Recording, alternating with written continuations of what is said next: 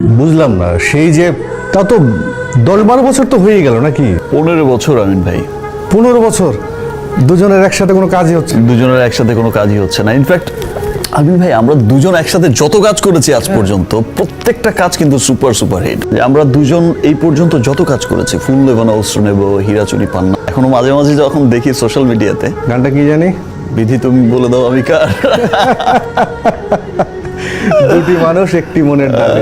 সত্যি তাই। মানে এখনো যারা প্রেম করে, প্রেম খেয়ে একটু যদি বলি কি, ওরা কিন্তু এখনো এই গান পরিচালক বাংলাদেশে আমাদের যত পরিচালক আছে, ইয়ং পরিচালক যারাই আছেন না কেন, তাদেরকে বলতে চাই, বিভিন্ন দেশ থেকে, বাইরের থেকে কাস্ট করতে হবে না, ঠিক আছে?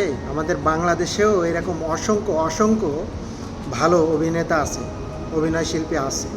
এই আমিন খানকে কেন কামব্যাক করানো যায় না? শাকিব খানের সাথে কামব্যাক করানো যায়, কোনো ব্যাপার না। এক সিনেমায় 2-3টা হিরো নিয়েও কাজ করা যায়। আপনারা বাইরে কেন যান?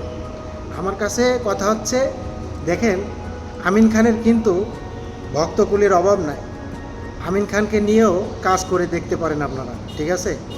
এবং যেটা শুনতেছি, পূর্ণিমাকে নিয়ে কাজ করার চিন্তাভাবনা আছে অনেকের, পূর্ণিমাকে নিয়ে কাজ করেন। শাকিব খানের পাশাপাশি এদেরকে নিয়ে কামব্যাক করান, দেখেন সিনেমা চলে কিনা, সিনেমা ব্লকবাস্টার হয় কিনা, ঠিক আছে? শুধু আপনারা তৈরি করেন, বাইরে যাওয়া লাগবে না।